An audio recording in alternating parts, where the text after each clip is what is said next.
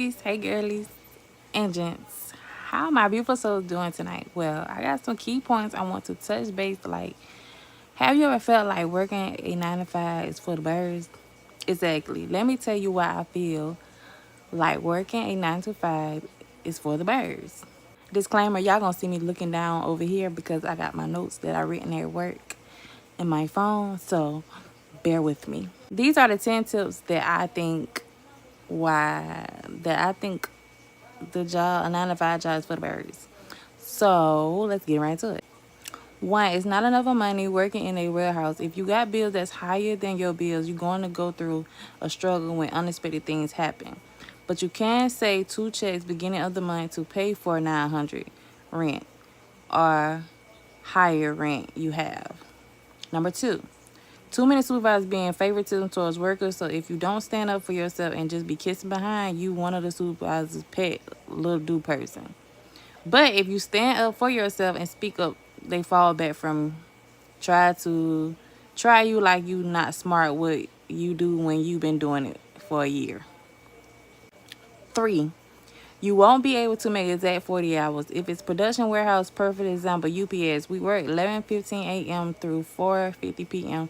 to 5 p.m. That's 5 hours. Maybe you get 6, but the way they set up, you won't. And also, UPS don't let you clock out for lunch, but that's okay, but it's still not enough of money. 4, too many supervisors want to be bigger than the program when they're not, especially the ones that just started on the shift. Don't know how to manage the workers to work as a team, so we'll encounter a lot of chaos and backup problems on its sort. Factuals. 5, you only get one 10-minute break if you work 11:15 a.m., 11:30 a.m., 11:45 a.m., 12 p.m., or 12:15. But when it's peak season, start at 10:30. If you get 2 breaks, lately we've been getting one, but if you coming in at 10:45 a.m., one break basically. So we ain't seen 2 breaks when we went to 10:30. So hold on, y'all. 6, warehouse always messy because people want to be bigger than the program and really not trying to make the work environment run smoothly and grow better. And you'll hear a lot of he say, she say drama when it comes from one person trying to be bigger than what they is, basically. 7, some loaders work as a team, some don't.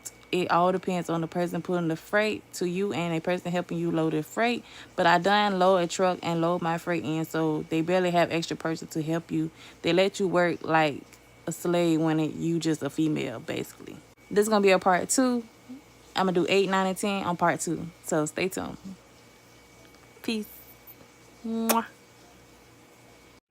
8, your checks will fluctuate up and down.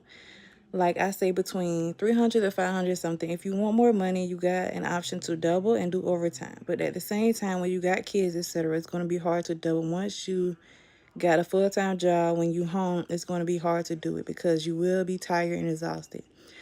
Afterwards, knowing your full-time mom that clean, cook, help your kid on their homework, and also help them study, etc. And if you don't got a babysitter that don't trip about keeping your kid, and also it's hard to find a babysitter that's gonna sit until 7 p.m. or 8 p.m. or 9 p.m. at night.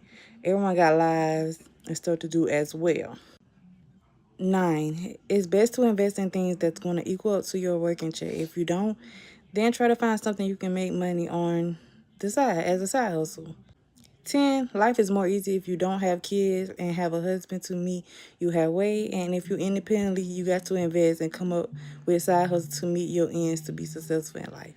Basically, you got to have one of the two to get where you're going in life. Amen.